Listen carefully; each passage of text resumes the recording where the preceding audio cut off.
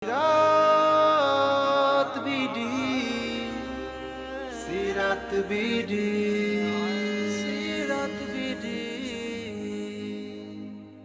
أعوذ بالله من الشيطان الرجيم بسم الله الرحمن الرحيم وإذ يرفع إبراهيم القواعد من البيت وإسماعيل ربنا تقبل منا إنك أنت السميع العليم ربنا واجعلنا مسلمين لك ومن ذريتنا أمة مسلمة لك وأرنا مناسكنا وتوب علينا إنك أنت التواب الرحيم ربنا وابعث فيهم رسولا منهم يتلو عليهم آياتك ويعلمهم الكتاب والحكمة ويزكيهم إنك أنت العزيز الحكيم صدق الله العظيم সুধী দর্শক শ্রোতাবৃন্দ,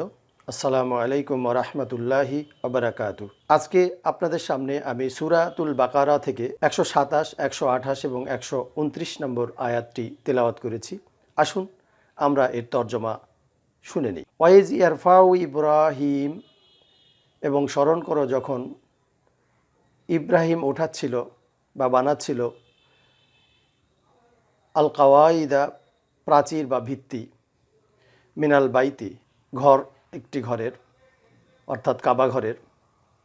ওয়া ইসমাইলু, রব্বানা, হে আমাদের প্রতিপালক, তাকাব্বাল মিন্না, আমাদের থেকে এই কাজ গ্রহণ করো, ইন্নাকা, নিশ্চয়ই তুমি, আন্তা, তুমি, আস-সামিউল আলিম, শ্রবণকারী, সব কিছুই জ্ঞাত। 128 নম্বর আয়াতে বলা হচ্ছে রব্বানা ওয়াজ আলনা, রব্বানা, হে আমাদের রব, ওয়াজ আলনা, আমাদেরকে বানিয়ে দাও, মুসলিমাইনে, দুজনকেই মুসলিম হিসাবে, অর্থাৎ হে আমাদের প্রতিপালক, আমাদের দুজনকেই তোমার অনুগত বান্দা হিসাবে কবুল করো, অমিন জুরিয়াতিনা, এবং আমাদের বংশধরদেরকেও কবুল করো, উম্মাতা মুসলিমাতা তান, একটি অনুগত, আমার বংশধরদেরকেও তুমি একটি অনুগত জাতি বানাও, ও আরিনা মানাসিকানা, আমাদেরকে ইবাদতের নিয়ম পদ্ধতি শিখিয়ে দাও, অতুবু আলাইনা, এবং আমাদেরকে ক্ষমা করো, ইন্নাকা আনতাত তাওয়াবুর রহিম, নিশ্চয়ই তুমিই ক্ষমাশীল, পরম দয়ালু। 129 নম্বর আয়াতে বলা হচ্ছে রব্বানা, হে আমাদের প্রতিপালক, ওয়াবআস ফীহিম, তাদের মাঝে পাঠাও, রাসূলান, একজন রাসূল, মিনহুম, তাদের মধ্য থেকেই, অর্থাৎ হে আমাদের প্রতিপালক, তাদের নিকটে, তাদের মধ্য হতেই একজন রসুল প্রেরণ করো, ইয়াতুলু আলাইহিম, তাদেরকে পড়ে শোনাবে, আয়াতিকা, তোমার নিদর্শনসমূহ, তোমার আয়াতসমূহ, ওয়া ইউআল্লিমুহুমুল কিতাবা, এবং তাদেরকে শেখাবে বা প্রশিক্ষিত করে তুলবে কিতাব, ওয়াল হিকমাতা, এবং প্রজ্ঞা, ওয়া ইউজাক্কিহিম, এবং তাদেরকে পরিশুদ্ধ করে তুলবে, ইন্নাকা আনতাল আজিজুল হাকিম, নিশ্চয়ই তুমি পরাক্রমশালী, মহাবিজ্ঞ। সুবহানাল্লাহ। আমরা এই তিনটি আয়াত, চমৎকার তিনটি আয়াত বাকারা থেকে তেলাওয়াত করলাম, তর্জমা শুনলাম। এখন আমরা এখান থেকে কিছু শিক্ষা গ্রহণের চেষ্টা করি। শুধু শ্রোতামণ্ডলী, আপনারা জানেন যে আল্লাহ তাআলা পবিত্র কালামে পাকে আমাদেরকে দোয়া কিভাবে করতে হবে তা শিখিয়ে দিয়েছেন। বিভিন্ন সময় বিভিন্ন জায়গায় কোরআনের বিভিন্ন স্থানে এই দোয়ার নিয়মকানুনগুলো বিবৃত রয়েছে, এবং এই দোয়ার কিছু বৈশিষ্ট্য আছে। আমরা লক্ষ্য করলেই বুঝতে পারব যে আসলে দোয়াগুলো বিচ্ছিন্নভাবে কোরআনে ছড়িয়ে ছিটিয়ে আছে। নবীর দোয়া করেছেন তার স্পেসিফিক কর্মসূচিকে সামনে রেখে, তবে দোয়া চাইতে হবে কর্ম পরিকল্পনার বাস্তবায়ন হিসাবে। এটাই আমরা কোরআন থেকে জানতে পারি। দোয়া আল্লাহ তাআলা কবুল করেন। যে কাজ করে, যে কর্মসূচি বাস্তবায়নের পরে আল্লাহর কর্মসূচির সফলতার জন্য দোয়া করে, আল্লাহ তাআলা তা কবুল করে দেন। এখানে আমরা এই তিনটি আয়াতে তারই প্রতিফলন দেখতে পাচ্ছি। ইব্রাহিম আলাইহিস সালাম এবং ইসমাইল আলাইহিস সালাম প্রথমে কাবাঘরের যখন ভিত্তিপ্রস্তর স্থাপন করলেন, তখন তারা দুজনেই এই কাবাঘর কেন্দ্রিকই কিছু উদ্দেশ্য আল্লাহর কাছ থেকে পেয়ে যাওয়ার জন্য, নিয়ে নেওয়ার জন্য তারা আল্লাহর কাছে দোয়া করেছিলেন, আল্লাহর সাহায্য চেয়েছিলেন, আর আল্লাহ তাআলা তাদের সাহায্যকে, তাদের দোয়াকে কবুল করেছিলেন। ইব্রাহিম আলাইহিসসালাম এবং ইসমাইল আলাইহিসসালাম দুজনেই এখানে দোয়া করেছিলেন, এবং তারা এখানে আমরা দেখতে পাচ্ছি তিনি যে কাজ সিদ্ধ করেছিলেন, যে কাজ সম্পূর্ণ করেছিলেন, শুধু সেই কাজকে সফল করার জন্যই, সেই উদ্দেশ্যেই তিনি আল্লাহ তাআলার কাছে চেয়েছিলেন। কিন্তু আমরা কি করি? আমরা দোয়া করলে একবারে যখন দোয়া শুরু করি, কোনো কাজ না করেই আল্লাহর কাছে চাইতে শুরু করি। কাজ করব না, আল্লাহকে দিতে বলি। আল্লাহ অপাত্রে কোনো কিছু দেন না। আমরা কাজ করব এবং কাজের সফলতা হিসেবে দোয়া চাইব, এটাই আল্লাহ তাআলার নিয়ম। আল্লাহ তাআলা এভাবেই মানুষকে দোয়া চাইতে বলেছে। এবং দোয়ার আরেকটি বৈশিষ্ট্য হলো যে এই দোয়া করতে গেলে অবশ্যই যার কাছে চাইব তার প্রশংসা আমাকে করতে হয়। এই প্রত্যেকটা আয়াতে আমরা দেখতে পাচ্ছি, প্রত্যেকটা আয়াত শেষে আল্লাহ তাআলার কাছে আল্লাহর প্রশংসা ইব্রাহিম আলাইহিসসালাম করেছেন। এবং আল্লাহকে আমরা জানি যে দোয়া কোনো কিছু চাইতে গেলে, কোনো ব্যক্তির কাছে চাইতে গেলেও তার যদি একটু প্রশংসা করা হয়, তাহলে কিন্তু সে সদয় হয় কিছুটা, যে চায় তারপর।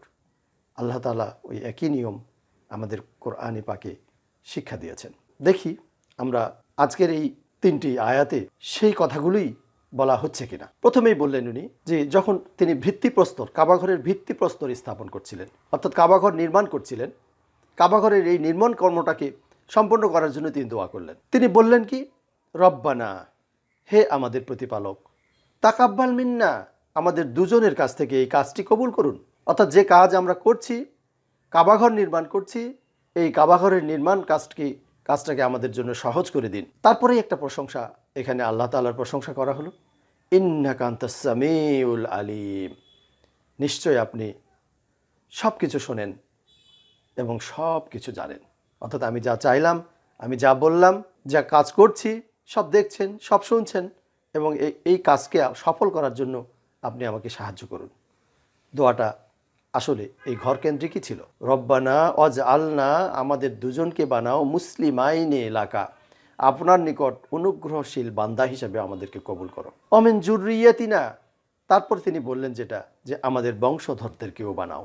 উম্মাতাম মুসলিমাতান, একটি জাতি, লাকা, তোমার নিকট একটি জাতি হিসাবে কবুল করো। ও আরিনা, তারপরে যেটা বললো যে এই ঘরে কি করে তোমার ইবাদত করব, তোমার প্রশংসা করব, তোমাকে কি করে আমি ডাকবো, সেই ডাকার পদ্ধতি মানাসিকানা আমাদেরকে দেখিয়ে দাও।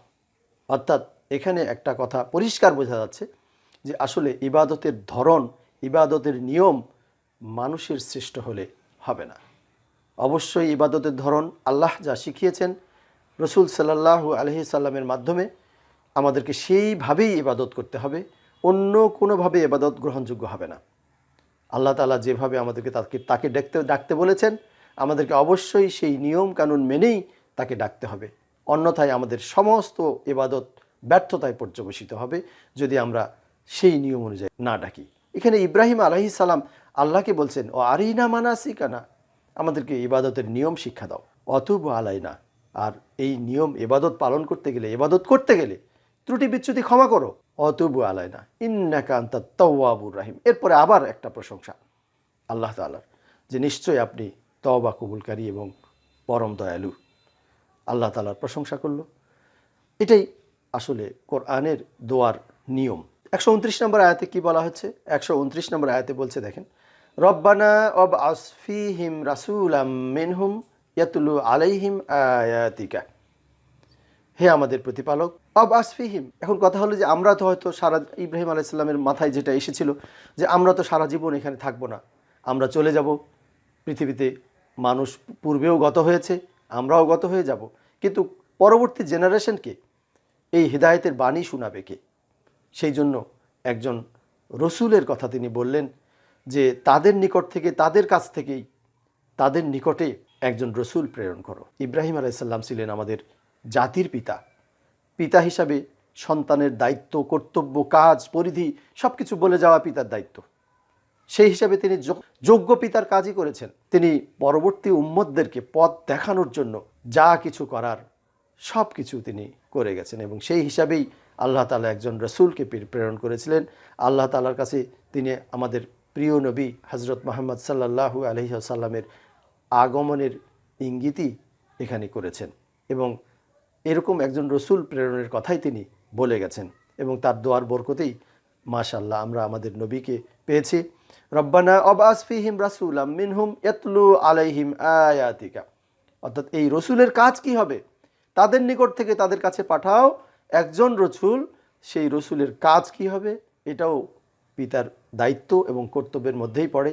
সেই কাজ হবে ইয়াতলু আলাইহিম, তাদের সামনে তাদেরকে পড়ে শোনাবে আয়াতিকা, তোমার আয়াতসমূহ, অর্থাৎ আল্লাহ তাআলার আয়াতসমূহ তিনি পড়ে শোনাবেন। ইয়াতলু আয়াত আলাইহিম আয়াতিকা, তাদেরকে পড়ে শোনাবেন। তারপরে কি বলবেন? ওয়া ইউআল্লিমুহুমুল কিতাবা ওয়াল হিকমাতা, এবং এই পড়ে শোনানোর মাধ্যমেই তিনি শুধু পড়ে শোনাবেন না, তিনি এই পড়ে শোনাবেন, বুঝে পড়ে শোনাবেন, না বুঝে পড়ে শোনাবেন না। আর যদি না বুঝে পড়ি তাহলে এর দ্বারা শিক্ষা গ্রহণ করা আমাদের পক্ষে কখনোই সম্ভব না। ইব্রাহিম আলাইহিস সালাম এই দোয়াটাই করলেন যে সে শুধু পড়ে শোনাবে না, এবং তাদেরকে তিনি প্রশিক্ষিত করে তুলবেন, শিক্ষিত করে তুলবেন, এবং তাদেরকে প্রজ্ঞাও শিক্ষা দিবেন, অর্থাৎ জ্ঞান এবং বিজ্ঞানে তাদেরকে শিক্ষিত করে তুলবেন। ওয়ায়ুজাক্কিহিম, এটা তো বাইরে থেকে প্রশিক্ষিত করে তুললে হবে না, মানুষের ভিতরটাকেও পরিশুদ্ধ করা দরকার। তিনি তাদেরকে পরিশুদ্ধও করবেন ভিতর থেকে, তাহলে বাইরে থেকে তিনি প্রশিক্ষিত করে তুলবেন এবং অন্তরের দিক থেকেও তিনি তাদেরকে পরিশুদ্ধ করবেন। এটাই হলো রসুলের কাজ। তারপরে আবার আরেকটা প্রশংসা, ইন্নাকা আনতাল আজিজুল হাকিম, নিশ্চয়ই আপনি বড়ই প্রতিপত্তিশীল ও জ্ঞানবান, আপনি সবচেয়ে বড় জ্ঞানী, আপনার থেকে বড় জ্ঞানের আর কেউই নেই। তারপরে তিনি আরেকটি দোয়া করেছিলেন, সে দোয়াটিও ছিল এরকম, ওয়াইজ ক্বালা ইব্রাহিমু রাব্বিজ আল হাজা বালাদান আমিনাও, যখন ইব্রাহিম বলল রাব্বিজ আল, হে আমাদের প্রতিপালক, আমাদেরকে বানাও, হাজা বালাদান, এই শহরকে বানাও, হাজা বালাদান, এই শহরকে বানাও, আমিনান, শান্তিময়, শান্তিধাম বানাও এই শহরকে, ওয়ারজুক আহলাহু, এবং এর আহলদেরকে তুমি উত্তম রিজিক দান করো, আহলুহু মিনাস সামারাত, ফলমূল থেকে, মান আমানা মিনহুম বিল্লাহ, যারা আপনার উপর ঈমান আনবে, ওয়াল ইয়াউমিল আখির, এবং যারা আখিরাত দিবসের প্রতি ঈমান আনবে, ক্বালা মান কাফারা, আর যারা কুফরি করবে, আল্লাহ বললেন অমান কাফারা, যারা কুফরি করবে, ফা উমাত্তিহু কালিলান, অল্প কিছু সময়ের জন্য তাদেরকেও আমি রিজিক দেব, সুম্মা, অতঃপর নিক্ষেপ করব, আত্তাররুহু, তাদেরকে নিক্ষেপ করব, ইলা আযাবিন নার, জাহান্নামের দিকে, দোজখের আগুনের দিকে নিক্ষেপ করব, বিসাল মাসির, এবং সেটি খুবই নিকৃষ্টতম নিবাস। এখানে আরেকটি দোয়া ইব্রাহিম আলাইহিস সালাম করলেন, যেটা তিনি বলেছিলেন, এটা দোয়ার মতো না, আসলে এটা তিনি বলেছিলেন, আল্লাহর কাছে বলেছিলেন যে আমাদের এই শহরকে শান্তিময় বানাও, এবং এই শহরের বাসিন্দাদেরকে তুমি, যারা তোমার উপর এবং যারা আখিরাত দিবসের উপর ঈমান আনবে, তাদেরকে তুমি উত্তম রিজিক দান করো। আসলে দোয়াটার মধ্যে একটু সূক্ষ্ম ত্রুটি ছিল।